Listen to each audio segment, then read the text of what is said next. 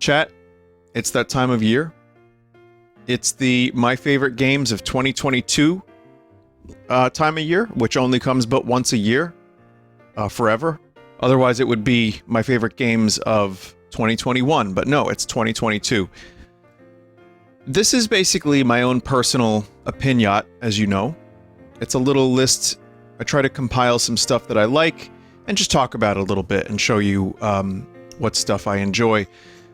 Someone said, I wonder how many times Vinny's gonna shit on God of War this vid. How can I shit on a game I've never played? But also, this is games I've played. Now listen, if Al Pacino was here and his knees were turning into gelatin as I delivered this, maybe I would talk about it. But no, obviously I can only talk about games that I've played. And I'll show you. Someone earlier said, I wonder what Vinny's second favorite game is going to be. Well, let's begin, shall we? So, basically, I'm going to do this as least favorite, top 10 to favorite. But this isn't really a specific order. So this is number 10, right? It's Arceus. And the reason I have this here at quote-unquote number 10, even though a lot of these are interchangeable, and, you know, it's hovering somewhere in the region of number 10, is I actually thought this was a really good step in an interesting direction for Pokemon. And even though the game came out real close to Elden Ring, and unfortunately my memories of the game were overshadowed by Elden Ring, I had a lot of fun with it, got really addicted to it, and I loved the new catching mechanics. And comparing this game's world and art style and direction to Violet, I'm like, oh, that was like so much better. Violet is better in some other ways, but that's a conversation for another time. I haven't even finished it yet. But no, I thought Legends Arceus was a nice surprise, and especially for someone like me who's a very fair-weather Pokemon game fan, I hope to see that formula further expanded upon. I only kind of wish that Violet and Arceus were combined, and that way they could have made like one really great game. Uh-oh, we got boxing match in chat. Anyway, as you know, this is all just my opinion, but I really enjoyed this game, and I hope that they continue and make a better version of this for the Switch too. Tunic. I almost forgot about this game because, once again, it came out really close to the release of Elden Ring, and it had the same kind of mechanics as the Elden Ring to a degree, where you know, die and then have to go back, and the game was difficult. I loved the instruction manual. The instruction booklet. I love the instruction manual feature. I liked the art style. I enjoyed just the world of Tunic, and I thought that the gameplay was good too. All around, really solid game with a couple of interesting, like, the secrets were great, and like I said, the instruction booklet feature was surprisingly interesting. Awesome game. Recommend. Mario and Rabbids Sparks of Hope. This game I just finished, and as you know, I felt like, for me, it went on a little bit long. I know I get flack for saying, this game is too long! But it's true. I sometimes feel like, because of the way I stream, and it takes me a while to finish games, I do get a little bit bored if I'm still playing the same game 3 months later. But this game definitely kept my attention. I thought it was better than the first one, and I thought that it ended up delivering a nice, you know, overall experience. Like, got a lot of new mechanics to, you know, get introduced. You get new characters, a lot of side quests that I did that maybe I didn't need to do. But at the 27-hour mark, I finished the game, and even though I would have liked it to have finished around 7 hours earlier or so, solid game, fun. Mario was there. Unfortunately, Wario and Waluigi weren't there. But the tactical gameplay was just too good to pass up, and I like Mario XCOM just too goddamn much. Hang on, let me get rid of the mouse cursor. Lego Star Wars: The Skywalker Saga. Actually, one of the better Star Wars games I've played, just because it was a good combo between the Lego universe and the Star Wars universe, and it had new gameplay, and it told the story of all the movies in a very fast but kind of fun way. It actually, it made the sequels tolerable. It made the prequels, which are already insane, a little bit more insane. And A&E! And I enjoyed actually playing it. Like, the exploration segments were a lot of fun. The combat is basic, but you could aim. Good visuals. It was weirdly, it kind of made me love Star Wars in, like, I already do, but also chat fight. Not now, but you know what I mean? Like, Star Wars is chat fight personified in a series lately. But the game itself was great. And there were so many things that it had reverence for in the Star Wars universe that made me appreciate it. And also, I like Legos, as you know. It's about family. Cultic. In a year of a lot of really great retro FPS games, some people would say boomer shooters. But in a year of so many great ones, Cultic ended up being my favorite. Because it had a really good, solid 10 levels. It's not done, but like that first act that released, I thought was pretty much all the way through extremely engaging. Level design was good, weapons were good, visuals with the voxels and the interesting kind of desaturated color palette, and just a couple like little things like the Molotov cocktails were fun, like lots of little interactable things in the environment, and the weaponry was great, and also just the weird cult shit was fun, and it was cool to blast through enemies. I thought Cultic was fucking phenomenal. Again, I'm not gonna say it was better than Lego Star Wars necessarily, because in this part of the list it's all kind of somewhat in the same ballpark of how much I like them. But I would recommend Cultic pretty much to anyone that likes shooters. Even if you're not really into retro FPS games, this one is fun to play. And probably really good for the price. Next is Live Alive. Live Alive was a surprisingly good remake.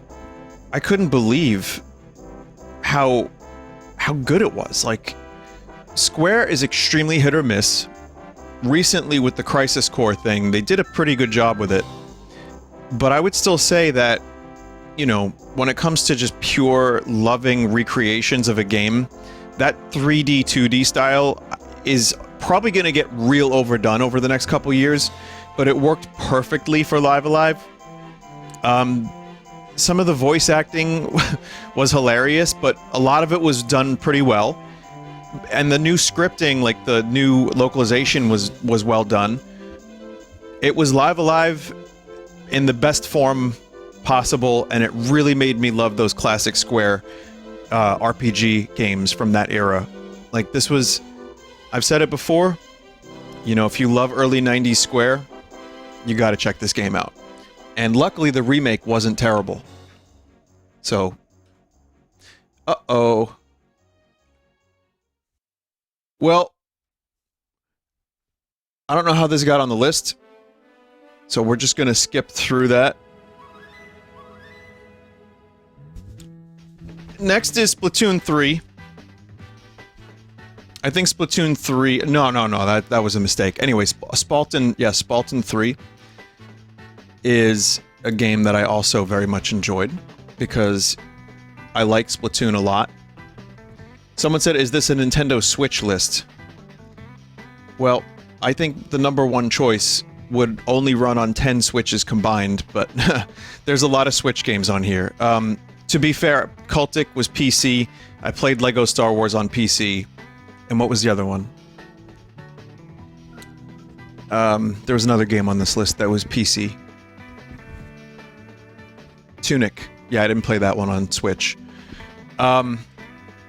So yeah, Splatoon 3 was good. I really enjoyed everything about it. It was like a straight upgrade from Splatoon 3 in my mind. I got addicted to it for a little while. Good single player, batshit crazy ending, good salmon run. Not too much different from Splatoon 2 in a lot of ways, but, you know, it's been 5 years. It's been 5 years! And all the little things definitely added up to a better experience. It's squids, it's shoot, there's new weapons, and it's still updated. But aside from the single player, which is what I like the most out of these games, weirdly enough, I'm kind of one of those weirdos that plays Splatoon. I get addicted to the multiplayer and salmon run, but I kind of like, you know, when a new Splatoon's announced, I'm like, ooh, single player, what's that gonna be like? And this one delivered for me. Also, good music.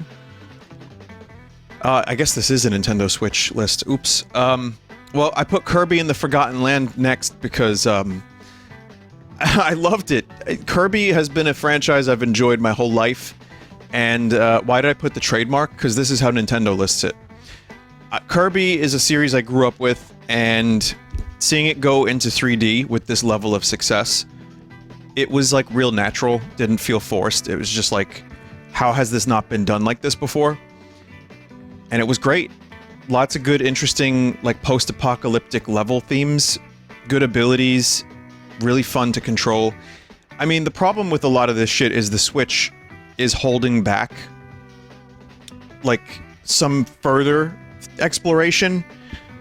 And I do love the Switch, but it's time, Nintendo. It is time for more power.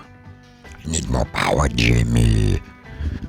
That said, that doesn't affect the game too much, because it's a Kirby game, and, you know, really you're just playing as Kirby, and you're going around and you're, like, you know, destroying enemies. Kirby have never been the most difficult game, but this Kirby was just too fun to pass up. I kinda was a little sad to see, that we weren't getting, like, updates for this game. It's like, this would be a good candidate for a DLC, like a $10, just a bunch of new levels or new powers. Same for Mario Party last year, like, or whenever that last Mario Party came out. Like, there are some games that get so much DLC from Nintendo and some that get none. Anyway, good Kirby game, good translation into 3D. I'm glad it wasn't shit. This is actually number 2. And even though I'm saying there isn't a specific order, alright, this is 3, this is 2, and I did struggle. I was like, do I want to put Kirby at number 2? Well, you'll see why Against the Storm was my number 2 pick, aside from the fact that I think it's probably I can't believe that this game came out of nowhere and ended up on my list like this, but I think it's the most interesting city builder I've played in a while. I've said it before, but I always love the beginning phase of a city builder, but I don't necessarily want to maintain a gigantic city. I love that I can sit down and play this game and solve these kind of new problems with different buildings every time for like an hour and a half. I'm extremely engaged every time I play it. The devs are really responsive. Visually, it kind of looks like Warcraft 3. Cool music.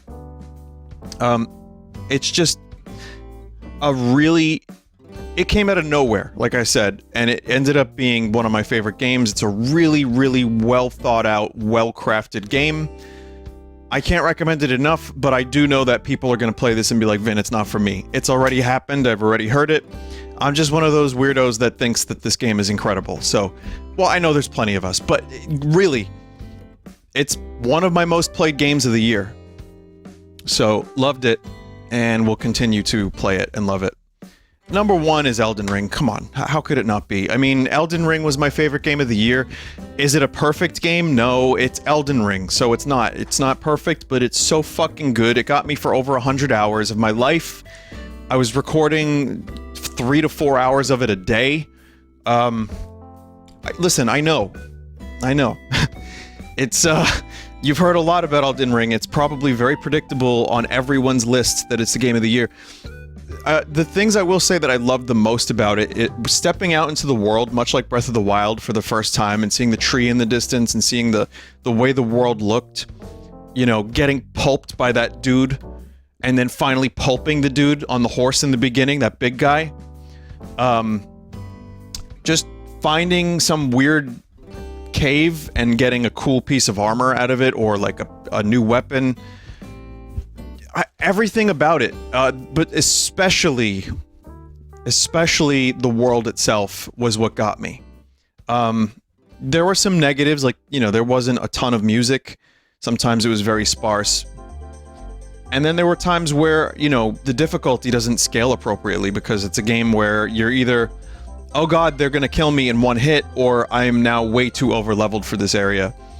And you do get to a point where, for me at least, you're exploring so much and you're going through all these little side areas that you end up with too much stuff. But it kind of stayed interesting the whole way through, and I still struggled. And when I finally completed some of those bosses, I was very relieved and very happy. My favorite gaming experience of the year. So I really loved it. Was it as good as Bloodborne? I don't know. There are people in chat saying it was boring as fuck, the bosses weren't good.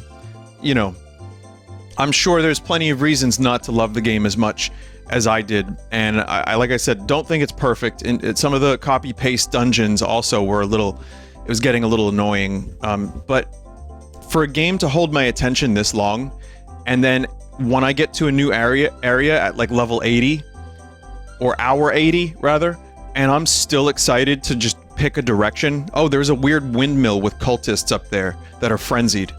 Or like, oh, there's a weird corner of the world where some weird jar people live. You know, or just kind of stumbling upon some hidden area with a weapon that I've never seen before. That's the type of shit that I love. So, I'm hoping, and not every game needs to be open world, but I'm hoping whatever Miyazaki does next has the same level of care and attention put into it, maybe is a little tighter. And also, I'm hoping that Breath of the Wild 2 next year ends up in this spot on my list, just because I really want it to be as good as Breath of the Wild and Elden Ring. In some ways, Elden Ring kind of felt like me reliving what I loved about Breath of the Wild. And so, you know, that was like a huge bonus for me, is just the sense of exploration felt really good. So I loved it. Anyway, thank you for listening. I just wanted to let you know that was my favorite. Great game. Please, thank you. Oh. Well, we got some honorable mentions. I'm going to go quickly and talk about these. Note, Bayonetta 3 is not on this list because I've only played it twice. But it is, so far, at least fun. Vampire Survivors plus Clones. The reason I'm putting this up here is because it is, I can't deny that I put tons of hours into it, and games like it, like Brotato and Necrosmith. It basically spawned a genre, and it's addictive as fuck. You don't do much, and yet somehow you're still glued to the fucking game. I don't know how they pulled it off, but I've enjoyed it.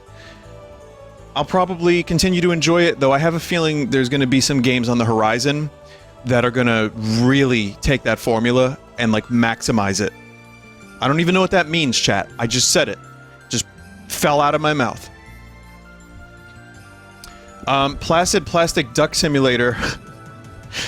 I played that on Sunday, or Saturday rather, and the reason I, oh, why is Eternal Cylinder on that list? Okay, ignore Eternal Cylinder. Placid Plastic Duck Simulator is just another one of those, like, chill games. This is in no order, by the way, this list. It's just chill. You get to watch some ducks. You get to, you know, look at things. There's no reason for it to be on this list, but you know what? As I said on Saturday, I would buy any DLC for it, because it just gets that, you know, it gets that fun to just see what new duck you're gonna get, and all the interactions between the ducks, and then the things that happen. perfect game for people who don't play games, which I know us gamers don't love, but as someone who also plays a lot of other video games, sometimes it's nice to just chill and watch some ducks fall into a pool, and that's what it did for me. Vin, no Jabroni Brawl. Yeah, throw Jabroni Brawl up there. Someone said no Scorn. Yeah, well, Scorn was kind of... Ugh. Alright. Scorn was kind of ass, but I will remember it for the rest of my life. Put that in place of Eternal Cylinder. And Goat Simulator 3 should be here too. That's why I'm glad I did this live.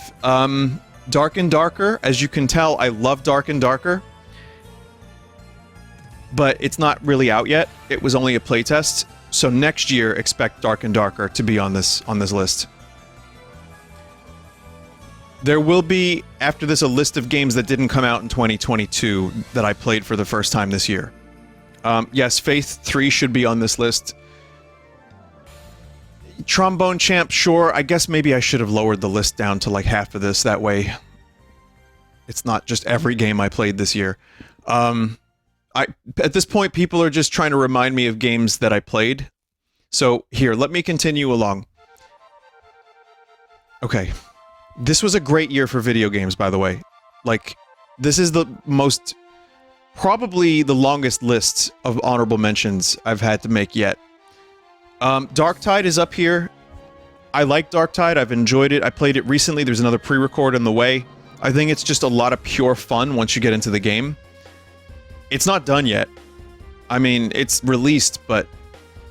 you know, I'm hoping in like 6 months it'll be like actually finished. So, sorry, Darktide, but it is good, and I enjoyed it. And yes, I know Vermintide 2 is better. I know there's other things that are better, but it's the one I played, and I enjoyed it. Slime Rancher 2 is not done yet, but I wanted to include it because I like Slime Rancher, and I thought that it was a nice game, but it needs a lot more content because it's pretty much just the beginning of the game. I put Stray on here. No, Stray's not winning any Game of the Year awards for me, and in fact, there were things about it. I would put Stray in the same category as Scorn. Stray and Scorn together at last. Meaning, I was fascinated by the idea of the game, I was fascinated by the world, and I think I would have rather watched someone else play it. Same for Scorn. Stray was cool in that it had like a cute cat, and you know, obviously the cat was a big appeal for a lot of people, and this interesting like kind of world of robots after humans. But you know, it was fine. To me, the game was pretty fine, so it made my list. I included Half-Life Entropy Zero 2 because I thought it was some of the best Half-Life stuff I've played in years. It's a fan-made mod. It's great. Good shoot. Starts a little strange, and then ends up just getting better and better and better. Loved it. Cult of the Lamb, I didn't end up finishing. I really wanted to love that game, but what ended up happening was I got kind of bored of it. And maybe there will be more stuff added to the game in the future. What I will say about Cult of the Lamb, let me give you some positives. One, the visuals are fantastic. The music is fantastic. I thought even the gameplay, a little simplistic as it was still good. And I thought the town builder stuff was weirdly engaging, even if it took up so much of my time. It was no Hades, but it was still a pretty solid game. And considering some people finished it in like 12 hours and then never touched it again, I got kind of close to that and I just stopped. Still good. Betrayal at Club Low is a game that I streamed. Well, I pre-recorded it if you didn't watch it. It's like that fucking pizza game I played a while back. I played a lot of this dude's games, and this one was the best one. Weird story, really interesting vibe and music, and dice to go along with it. So, Cosmo D, there you go. Yeah, really, really cool game. Gloomwood, also not done.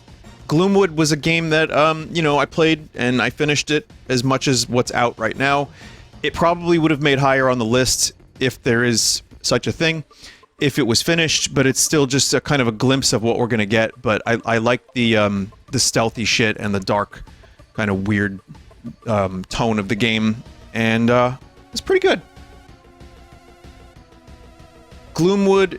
Oh, okay, wait, no, I just said that. Pokemon Violet. I'm listing this because I do think I'm playing through it now. The game is definitely not finished. It's broken. It looks like shit. My brain hurts when I look at it. And yet, it's some of the most compelling Pokemon gameplay I've seen. I thought Arceus was better, but Violet does some really interesting things, and I applaud it. And Game Freak, believe it or not, I really have to say this. I applaud them for trying this new type of gameplay of, like, just go out into the world and catch Pokemon, do whatever you want. It's a shame that it sold like 10 million, because it signals 10 million like the first weekend, because it's just going to be like, oh, well, we don't need to finish our games. How nice. What a shame. Because again, it's got so many cool elements to it. Crisis Core, good timing on that. Just another solid. I didn't finish it either, and I probably shouldn't include this if I only played Bayo twice and it didn't make it. But again, I appreciate that Square actually went to the effort of making the game look nice. We know the problems with the game, and Crisis Core is just a little stank to begin with, but it's also a game that I really enjoy, and I feel like it's a good version of it. Better gameplay, better visuals. Not always the best voice acting, but it's not as good a remake as Live Alive, but it's definitely okay. More than okay. Lone Fungus is not completely done yet, but I played a bunch of it. It's a Metroidvania, kind of like Hollow Knight, and it's like a lone developer, and it's a little fungus fella that goes around in these worlds and kills strange hot dog fellas, and solid gameplay, really, really cool upgrades, mushroom theme. I recommend when it's done, check it out. Shovel Knight Dig is actually another one of those games that it's the roguelite version of Shovel Knight, and I would have played more of it, but there were so many games that came out this year that if that was like, you know, the major release for the month, I probably would have played more of it. But a very addictive gameplay loop. It's not quite Shovel Knight in the way it plays, but it has its own kind of flow to it, and it gets very addictive. Punishing, but very fun. Eternal Cylinder should not be on this list.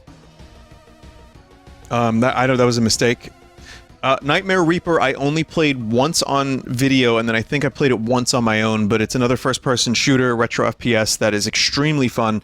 Tons of fucking weird, crazy weapons that are just... It's endlessly replayable because you're always going to get something new, and the weapons are genuinely insane. Another just big recommendation there.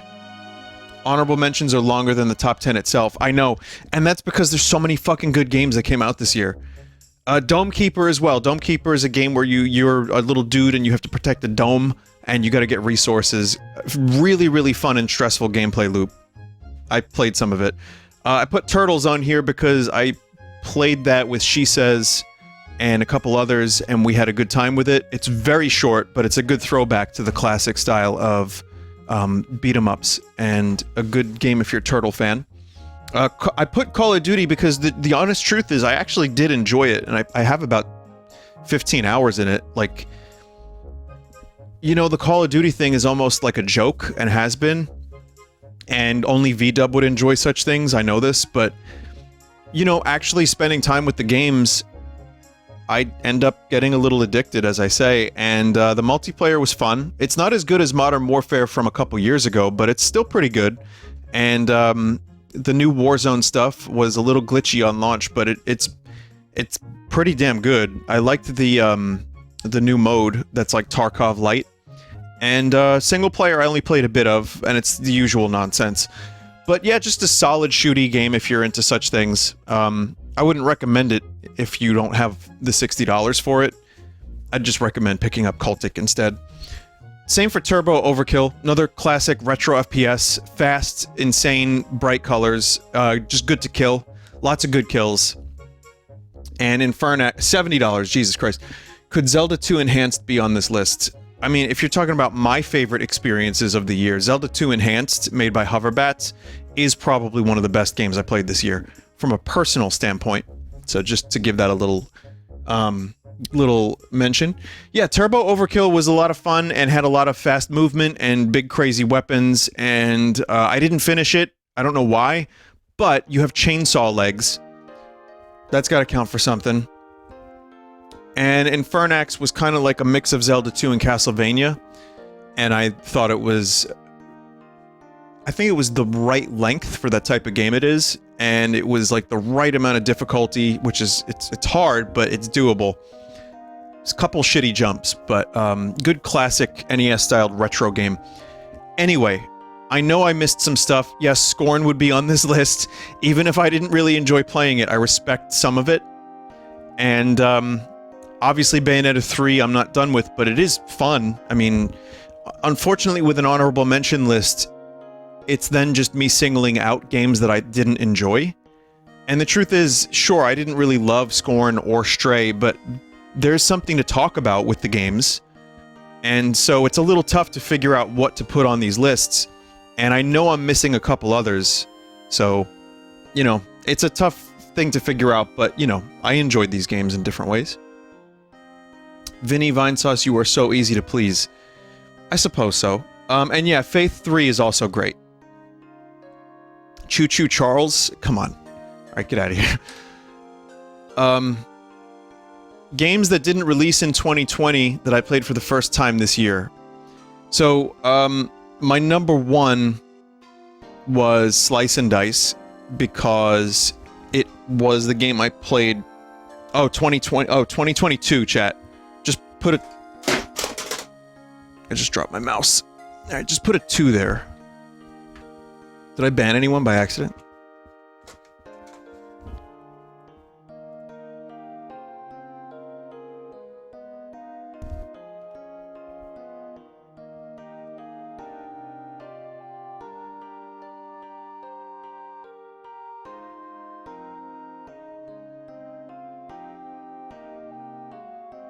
Perfect. Okay, so, I got Slice and Dice on here because Slice and Dice is a game that ended up taking up so much of my time. I played it on the phone. Probably have about 30-40 hours in this game. It's kind of Slay the Spire inspired, but you use dice. You know, again, people will fall asleep playing it. There was a huge update that came out this year. I discovered it this year. Update came out this year. Played the fuck out of it. High recommend. Best mobile game I think I've ever played, because you don't have to buy any extra shit. You just play the game and enjoy. Hypnagogia, I streamed, and I thought it was fucking great. Again, more of an exploration game, some light gameplay, some good funny moments, good references, good visuals, but yet mostly just its own thing, and it presented these really strange worlds in a fun way. Would recommend watching my stream of it. I got Rogue Legacy 2 because that game I did finish. It was a challenge. It was a bit of a nightmare. The full release was this year, so maybe this could have been on the other list, but I still really had fun with it. Again, there was a time where I was getting somewhat frustrated and was ready to just stop playing it, but I'm glad I persevered. Good roguelite, and probably... I don't know, for me it's on par with the first one, and maybe even a little better. I put Ace Combat 7 because I got really into jets this year. Guess why? And it was just a great game. Oh, good music for that exact statement. Yeah, Ace Combat 7 was awesome. Just had a lot of fun playing it. And good flight, good shoot. Same for Hitman 2, which I would like to play Hitman 3 when I'm done with some of the stuff I'm playing at the moment. I really want to play Hitman 3 because Hitman 3 looks even better than 2 in some ways, and at the very least there's some great levels that I know I missed. But Hitman 2, I'd never played the Hitman series at all, so it was my first one, and I recorded a bunch of it. I just have good memories of dressing up as a mascot and poisoning people in a racetrack, you know, and throwing briefcases that home in on the target. Fucking bonkers game. Really bonkers, but a lot of fun.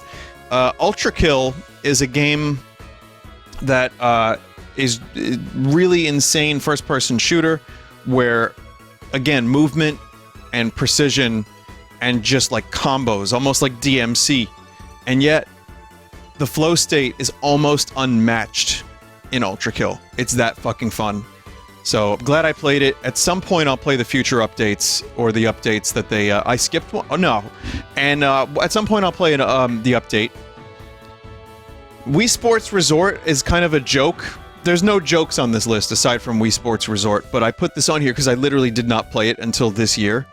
And I played through, I think I streamed it twice, and I had a lot of fun with it. Especially the plane segments and the sword stuff. So, just thought it would be fun to throw it on here. And Project Zomboid, which got some big updates. We played a bunch of it earlier this year, and at some point I think we're going to come back to it and play some more. So, really cool game, really detailed zombie game. You can even mod in Pokemon cards, so that scattered throughout the world, there's just a ton of Pokemon cards. So, between the mods for that game and just the core survival mechanics, one of the most detailed games I've ever seen. So, yeah.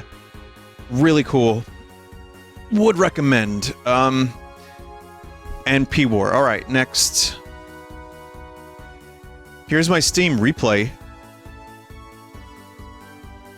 So I'm in the top 0.3% of players. I'm like, wait, what? Really? How the fuck did that happen?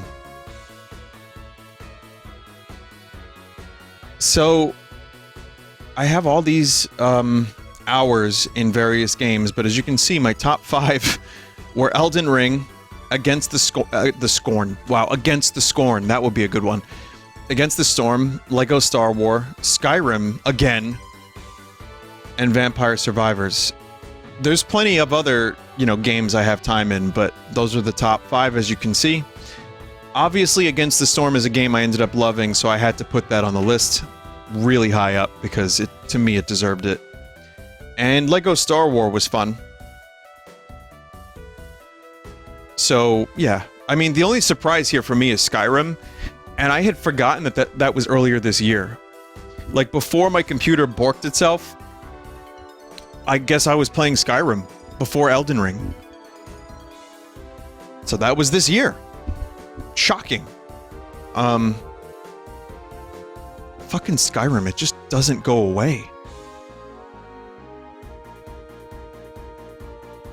Here's some other things I enjoyed. Just some random stuff. And by the way, this poop? No poop. No poop on this list. Favorite show was Better Call Saul. I think it's one of my favorite shows of all time now. Really not much I need to say about it. Just brilliant. I watched it from start to finish. Same for Breaking Bad, but I'm going to include Saul on the list because it was great. The Rehearsal, Nathan Fielder show was... I don't even know it was real in most of that show, but I don't care. It was amazing. It blew my fucking mind with how stupid it was. But it really ended up being something special, even more than his other stuff. So yeah, I would recommend it. Top Gun Maverick was my favorite movie of the year, weirdly enough. I would have thought that movie would have ended up being shit, but it was one of my favorite theater experiences I've had in years, and it was just really good. I don't like Tom Cruise. We gotta always have that discussion. The guy kind of sucks, but he does good movies, and he's a good action star, even in his late 50s, and Top Gun Maverick was a good movie. Sure, it made me want to join the Navy. Sure, I'm now a 4-star general. Sure, I've sent the boys off to battle. So? Just a little bit. Come on, what are you doing? Ah! No, really though, it hasn't made me want to join the Air Force or the Navy, but it definitely made me enjoy jets, and I played Ace Combat. And the movie was just really well shot. Good action. Is it a deep movie? No. Is it, like gonna change my mind about something or make me think about life in a different way? Nope. But, God, it was nice to see just an entertaining movie. It was entertaining. And it definitely entertained the fuck out of me. House of the Dragon made me think a lot about stuff. But it was also another shock, because how the fuck was this show even going to be good after the disaster that was the end of Game of Thrones? I couldn't believe how much I loved it, and how much they managed to win me over. Again, not perfect or anything, but it ended up being way better than I expected. Really strong characters, really You get a kind of a sense of what is at stake. Really great acting, really great the writing. I'm not a writer. I know that's the de facto excuse for everything these days. Like, oh, the writing was bad.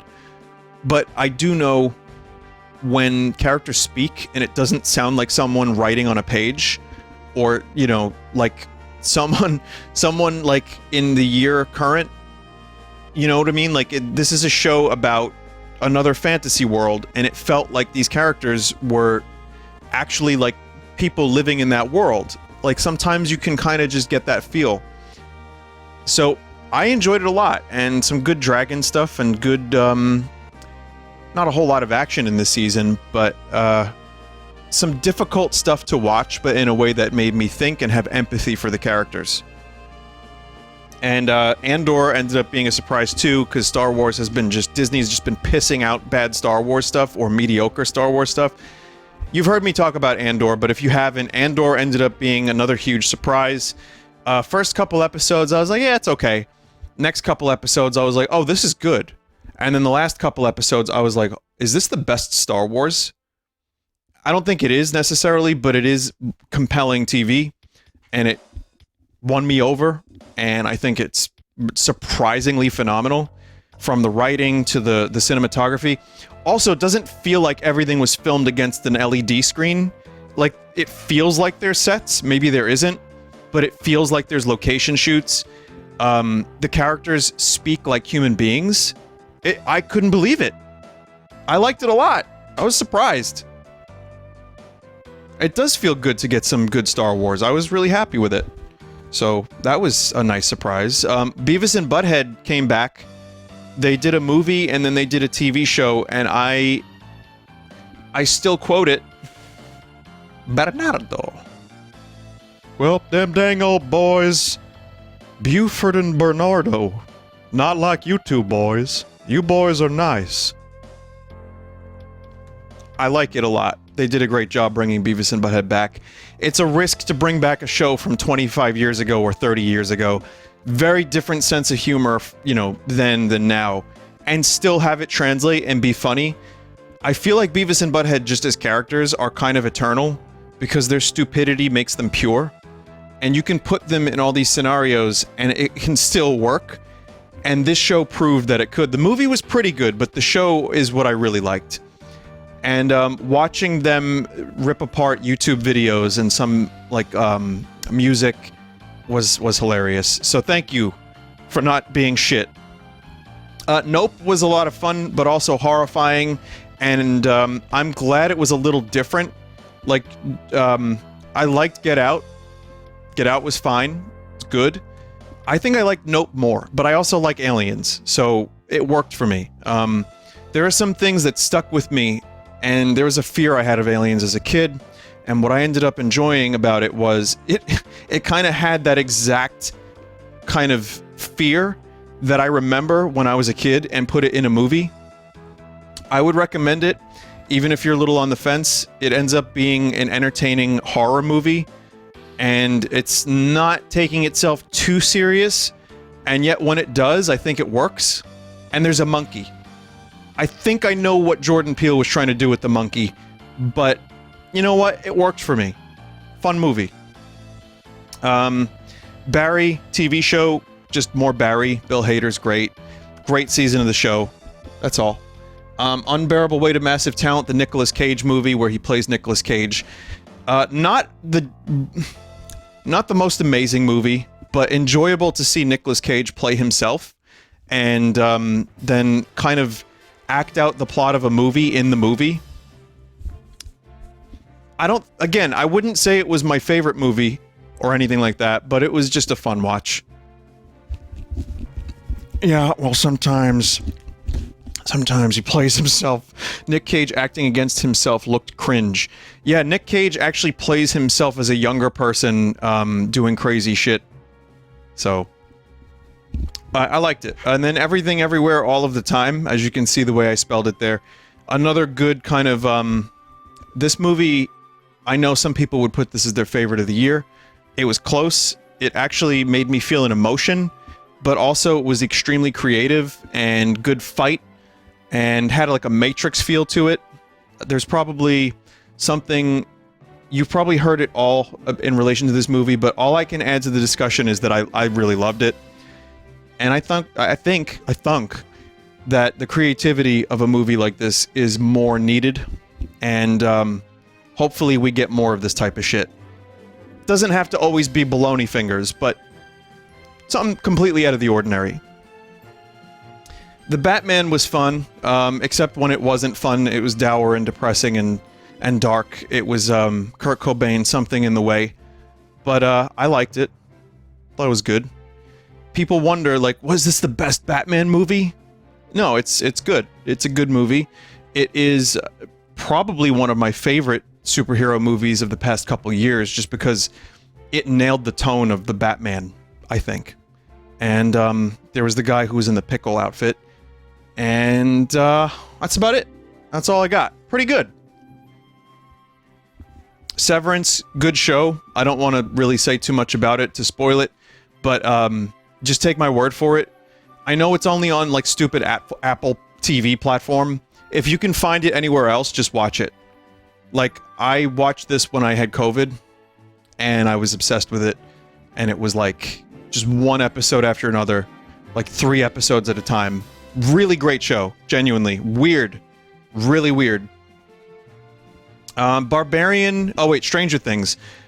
Stranger Things had a good season after, I think, 2 kind of mediocre seasons to, like, boring. I feel like Stranger Things Season 4 was the strongest season since 1. I'm not even the biggest Stranger Things fan, but I liked the season a lot. Just wanted to mention it, you know, as I go on my Hollywood media rant. Pretty good season. What else? Also, but you know, as much as I like Kate Bush and Metallica, if I have to hear those songs one more time, I swear to God. Barbarian is a movie, it's horror, and I liked it because it is so unexpected in so many ways, and it ended up, again, kind of not the deepest movie, but I was surprised by how much I enjoyed it, and the concept really worked. It kind of stuck with this, like, here's the Airbnb. I'm not describing it. If people have no idea what this movie is, it's not about Arnold Schwarzenegger. It's not about a dude with a sword or an axe. It's literally just a horror movie set in modern times in, like, Detroit. Someone goes to an Airbnb, it's overbooked, and then there's a creepy basement. That's all I'm gonna say. But it was good, and I'm glad it ended up being fun. A couple other things. The George Carlin documentary, I don't remember the name of it. Just wanted to mention it because it was kind of astounding and also reminds me of why Carlin was my favorite comedian. And if you know what the name of this thing is, watch it. Just check it out. George Carlin was great. The Boys had another good season. Kids in the Hall was another revival of a show from 30 years ago, and I thought it's good sketch comedy. They're all older. There's a lot of naked penises and stuff, so that's kind of not great to see 60-year-old men penis. But once you get past that in the first episode, you're good. Just great sketch comedy, much like their older stuff. Maybe even better in some ways. I thought it was another nice revival. Just some music that I thought, you know, that came out this year that I liked, that I wanted to list. The new Tears for Fears album, The Tipping Point. Pretty much anything Gizzard put out this year was great. The Smile album, A Light for Attracting Attention, and the new Jack White albums. Just a couple albums I liked. Not going to go into detail because I'm running out of breath, and I desperately need some water. So, just some good stuff. To be fair, a lot of the albums I listened to this year were stuff from, like, Tom Petty or Pavement, you know, Fleetwood Mac. I ended up listening to shit that came out between 20 and 40 years ago and really getting into that stuff. So, you know, I don't know what else is new. I'm kind of a boomer, as some would call me. That's fine. I can live with that. Thank you.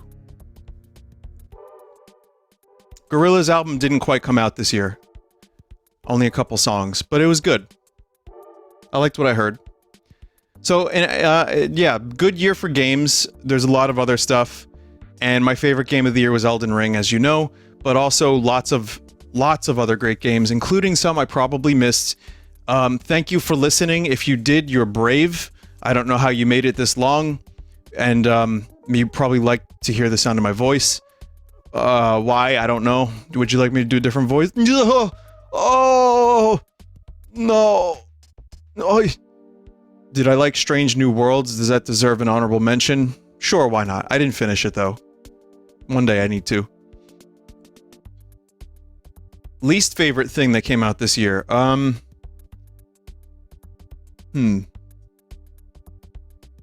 Morbius. Yeah, tinnitus is my least favorite thing from this year, for sure.